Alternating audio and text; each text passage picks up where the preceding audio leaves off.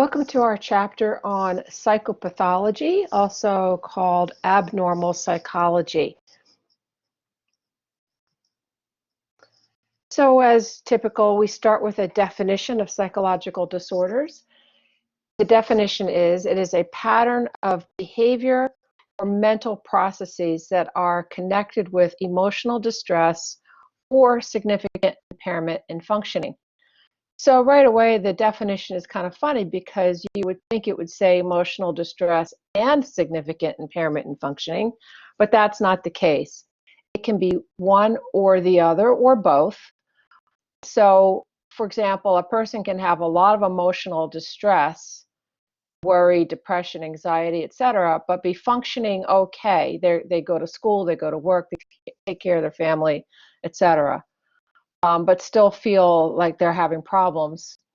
Or there can be people who are significantly impaired in their functioning. They're not doing well at all, but they don't seem to exhibit any emotional distress about it. So when you are diagnosing a person, you look at both of these things, and also, does the person feel both of these things or just one or the other? So what causes mental illness?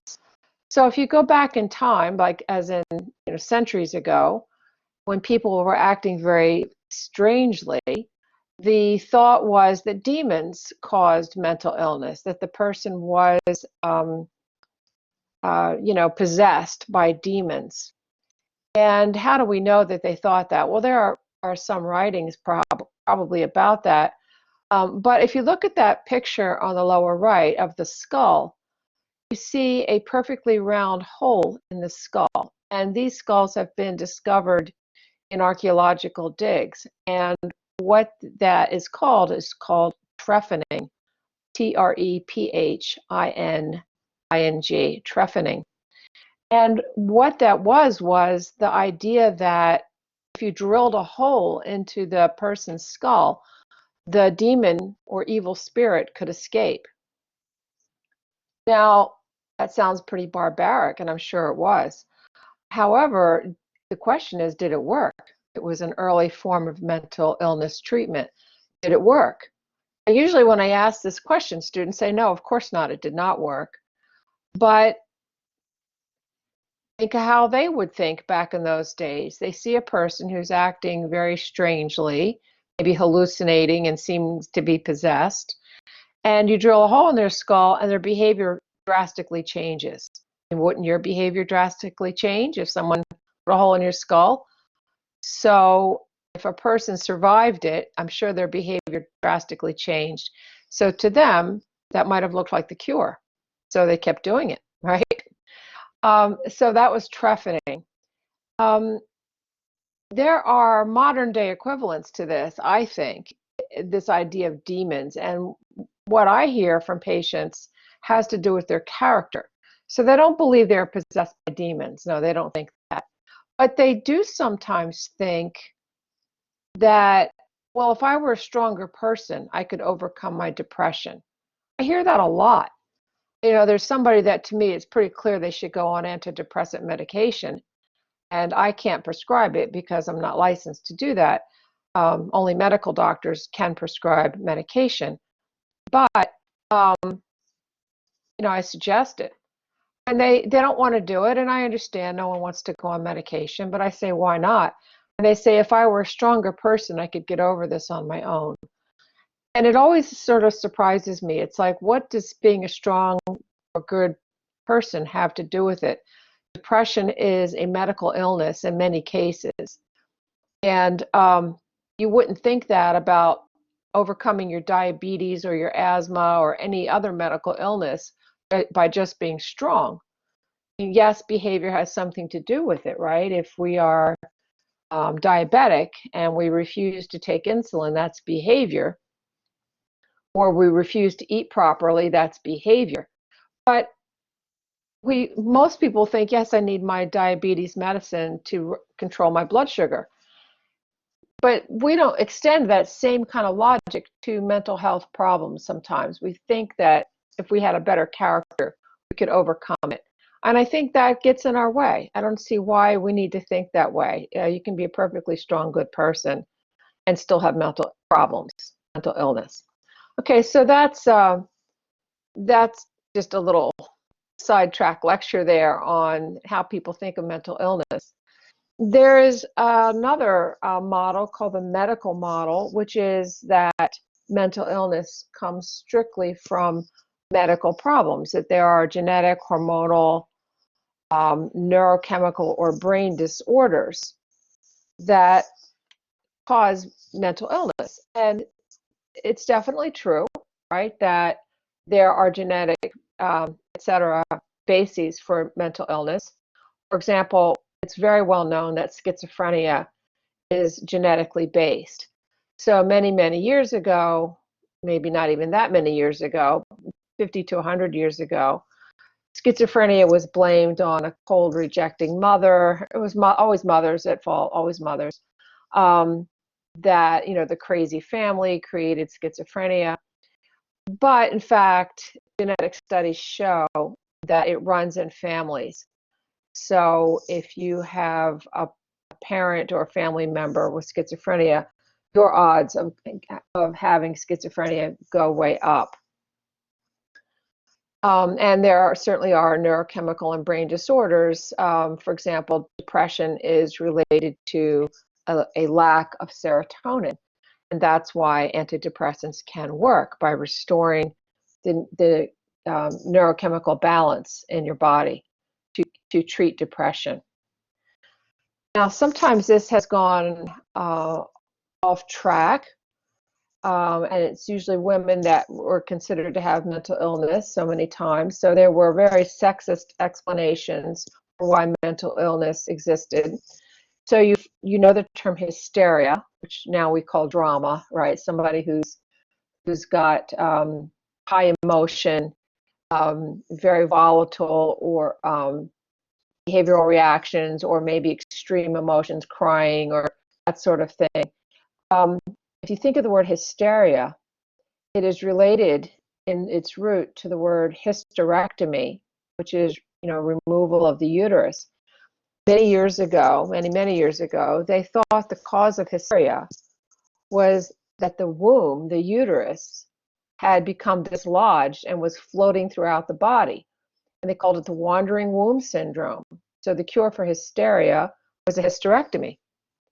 So, times have changed, thankfully, as more science has disproven such ridiculous notions.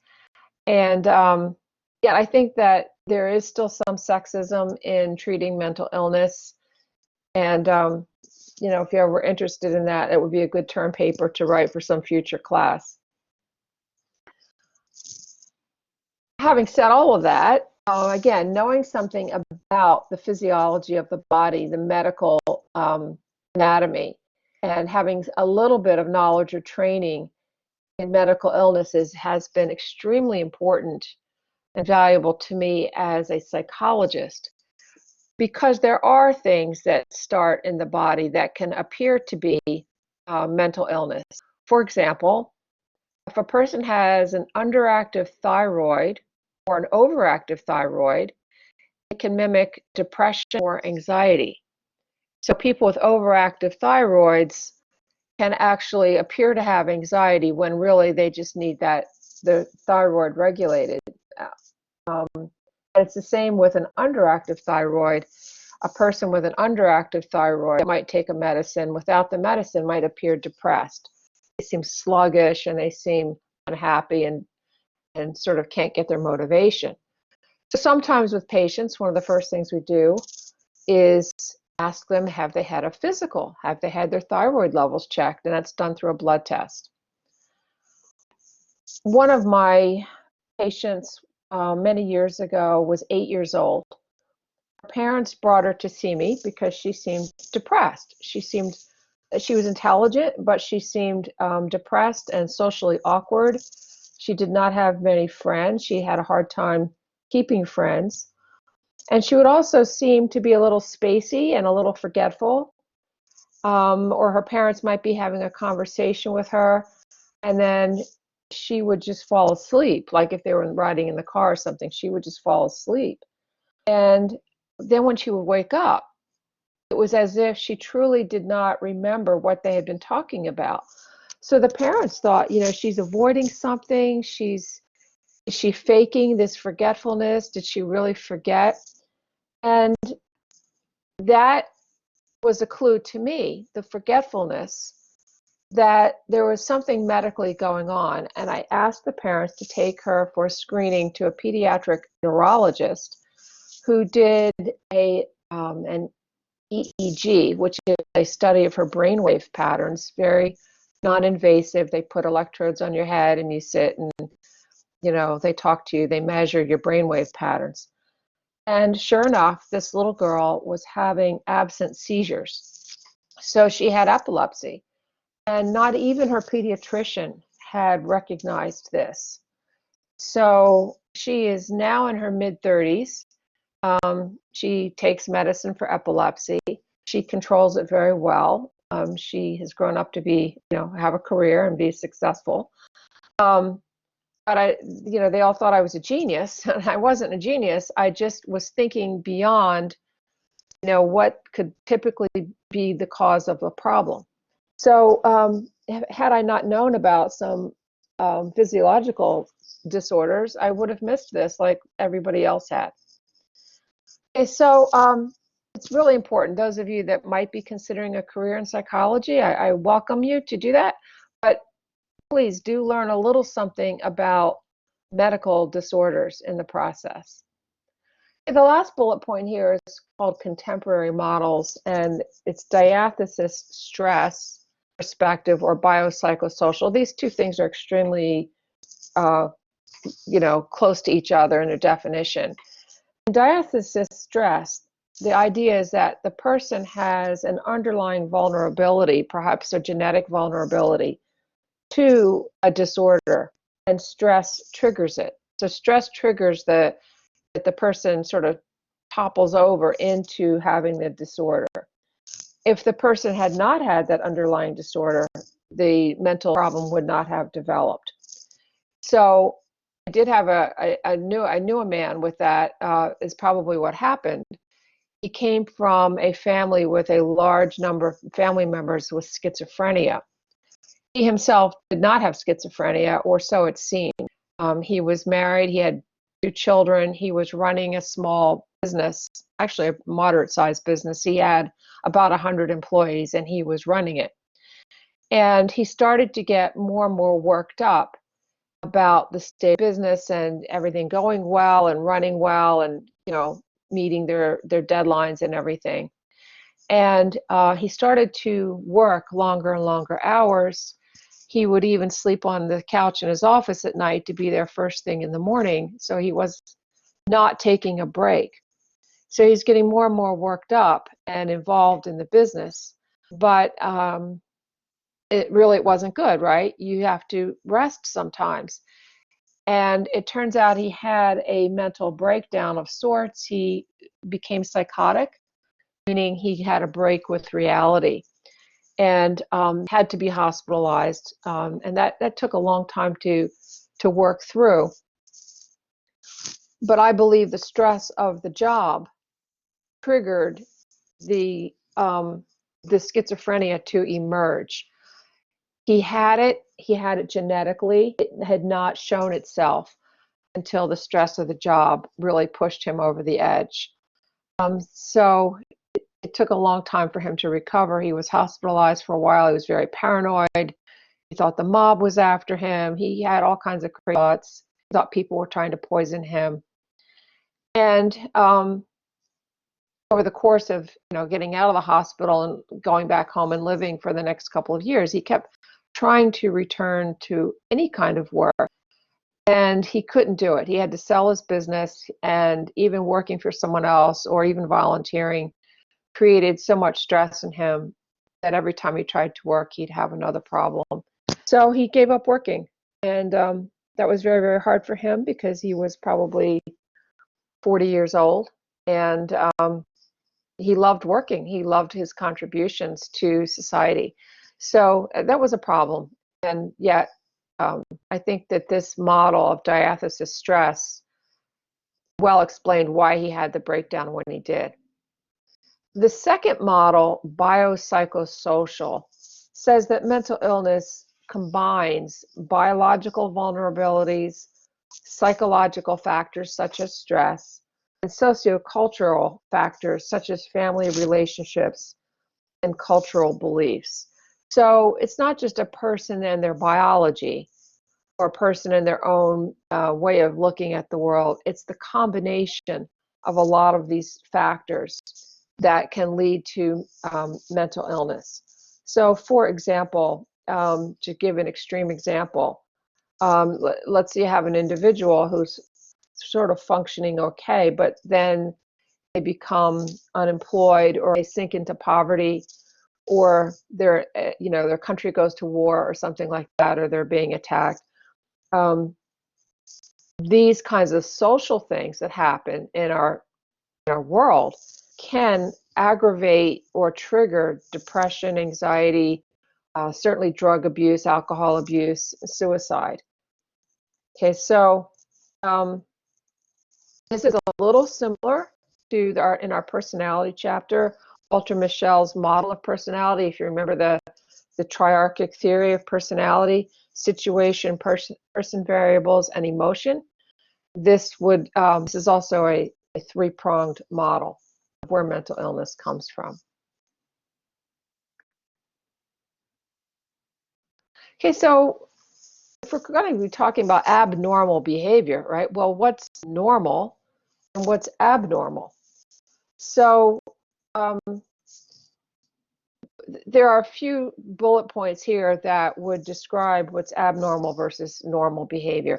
The first is what's atypical. So when you see a word with the starting with the letter A, atypical, I mean, A means not. Okay, so what's not typical?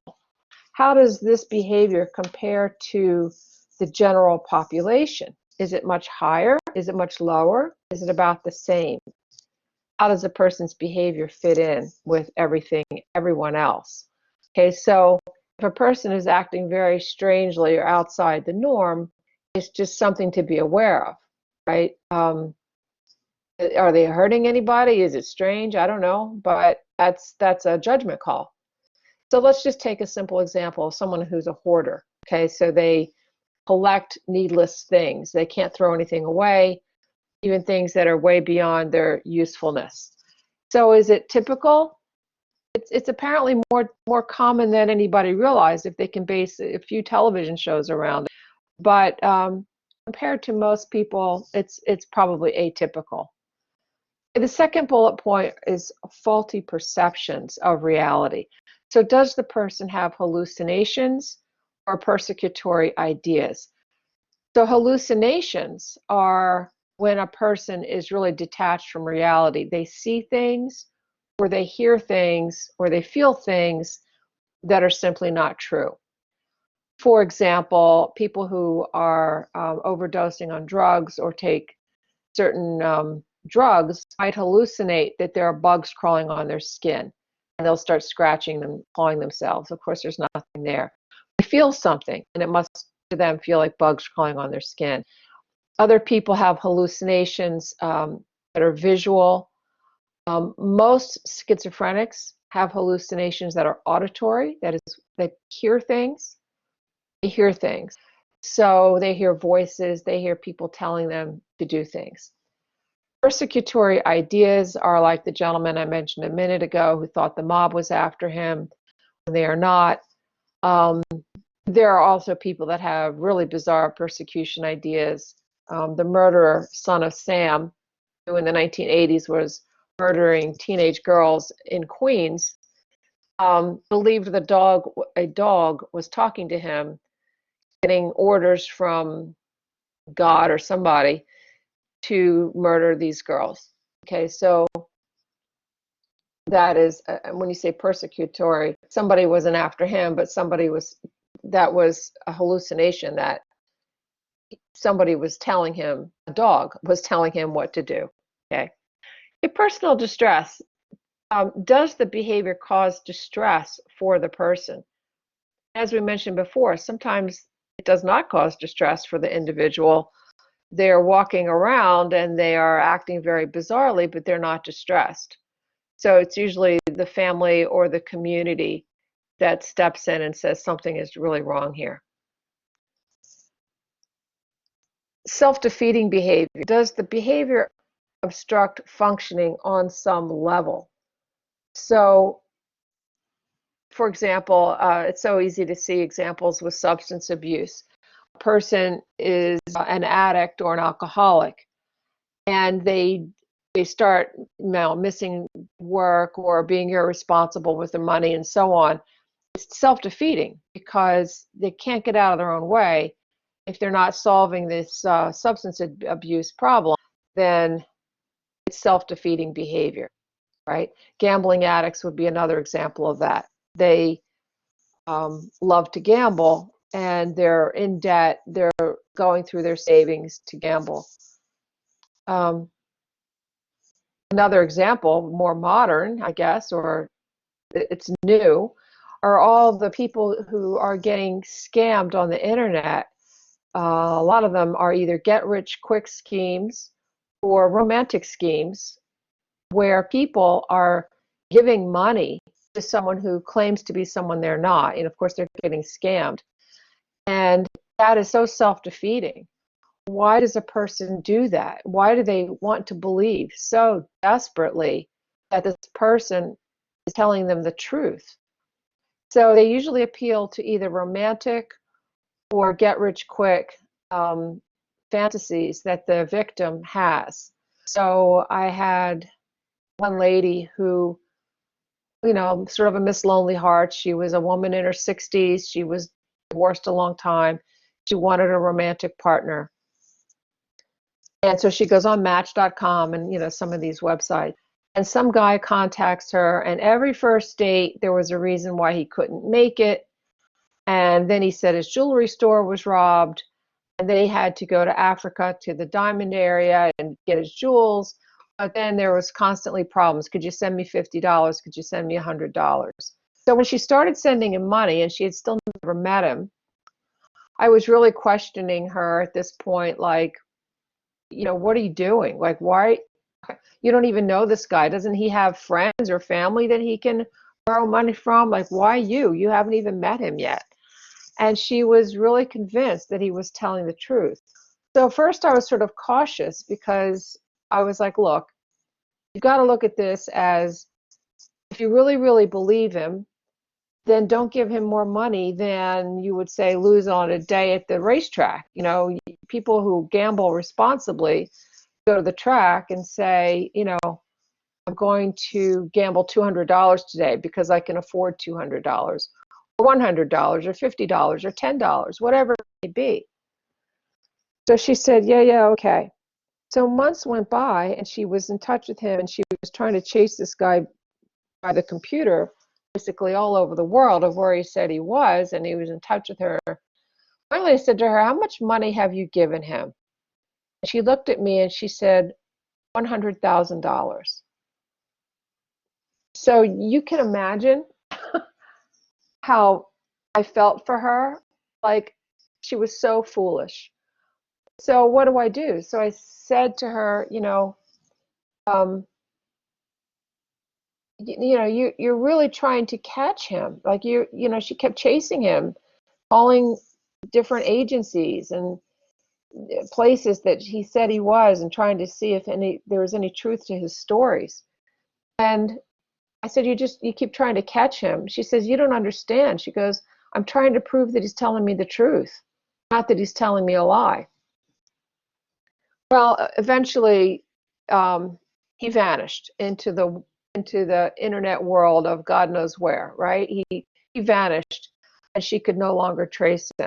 So here she was in her 60s, her entire nest egg, her life savings gone. So all she could do was keep working and try to rebuild some of that. So self-defeating behavior, right? And this inability to see what you're doing as so self-destructive.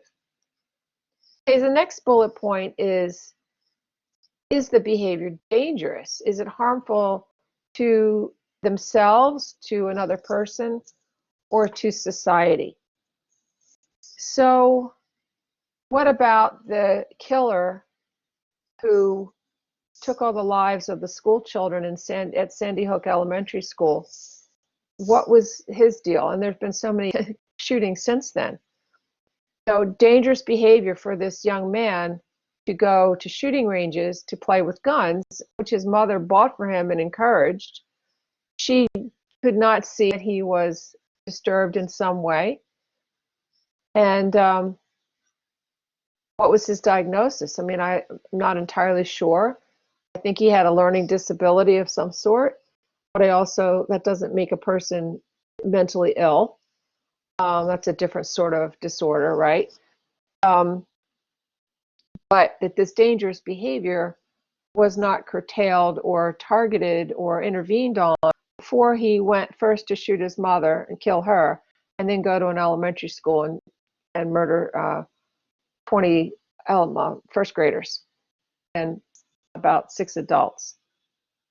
And so if a person's engaging in dangerous behavior, what does that say about them?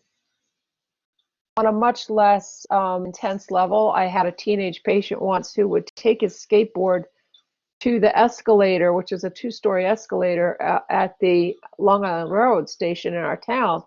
So obviously it's an outdoor escalator. He'd go to the top and he'd straddle that skateboard across the guardrails or the handrails of the escalator and jump on and it's like slide down.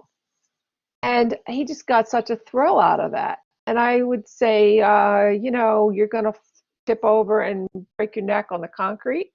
He goes, oh, no, no, no, that's fine. It's fine. So what was going on there? Why was he doing such crazy stunts without a care in the world about it? His brain definitely behaved differently than most people's. And lastly, socially unacceptable. Does the behavior violate cultural norms? Now, that's an interesting one, right? Because cultural norms change all the time. Until 1973, which was what, 40 years ago, about, homosexuality was considered to be a diagnosable illness by the American Psychiatric Association. So some people were trying to get out of being drafted in the Vietnam War by claiming to be homosexual, was the word they used in those days, not gay. And yet other people were considered mentally ill if they were if they were gay. So look how much times have changed in 40 years. We now understand that being gay is not a mental illness. Now, is it atypical if you go back to that first definition? Yes, in terms of sheer population, it's about, I think, 10% of the population. I don't know if that's the current number. But, okay, so it's atypical.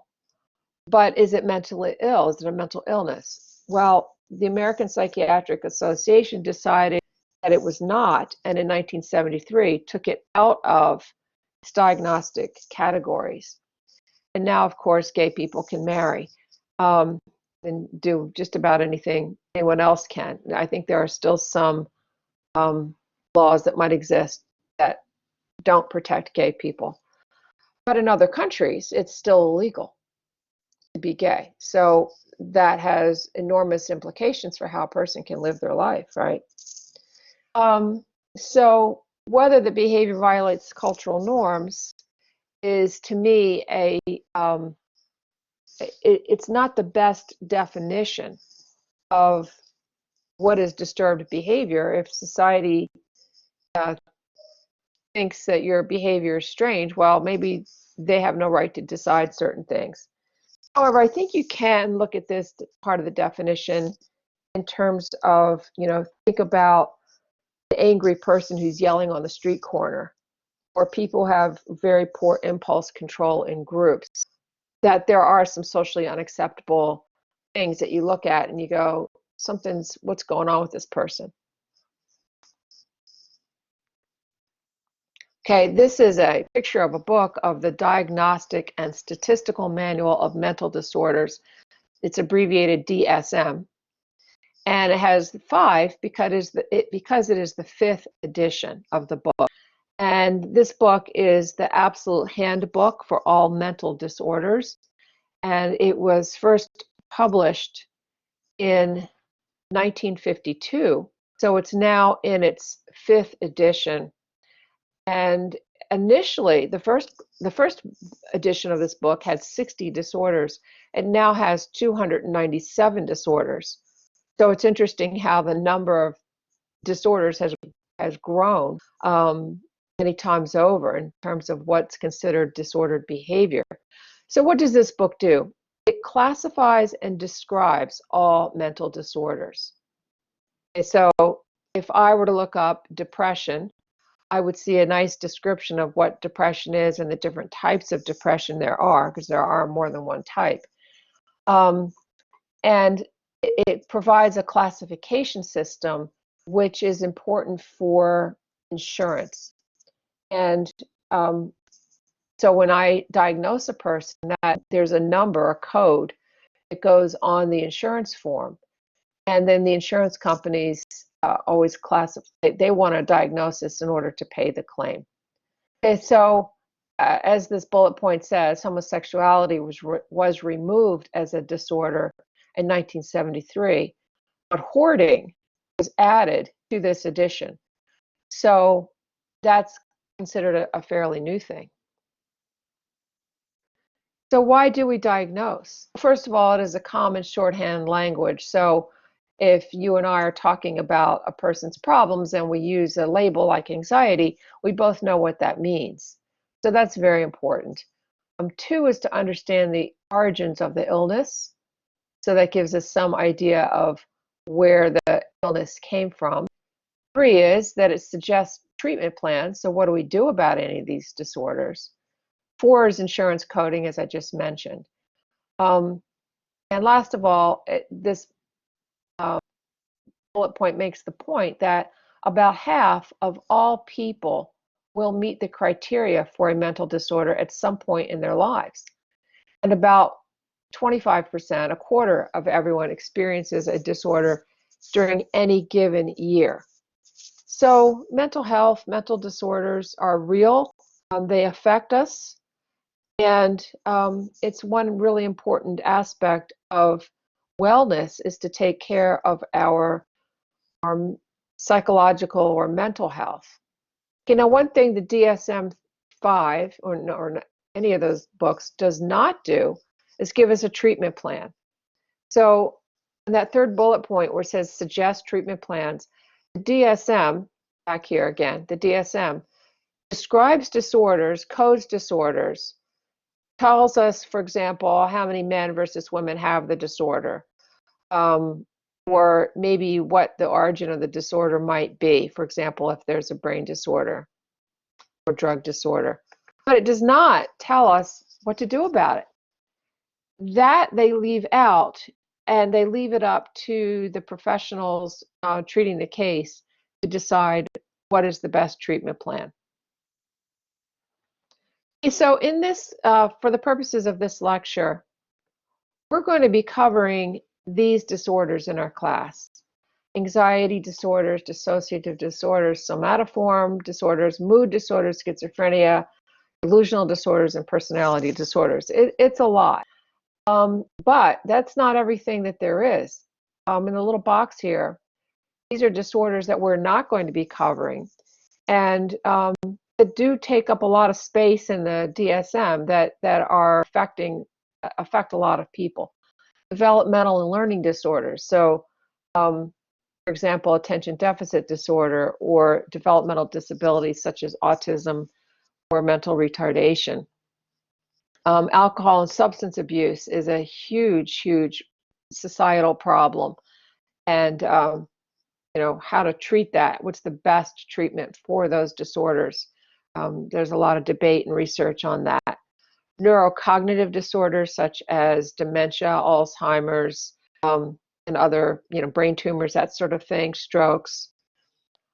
Adjustment disorders caused by stress of life events. I think most of us have experienced this at some point in our life. We get anxious or depressed for a period of time because of some stress that's happening, and that will resolve itself usually, eventually. And eating, sleeping, elimination, or sexual disorders. Again, the functioning of our body, and trouble we might have with any of these categories. For example, with eating disorders, a person who is anorexic slowly starves themselves to death. That is a psychological as well as a physical disorder. So these bullet points are the ones we're going to be covering, and we will pick that up in our next lecture.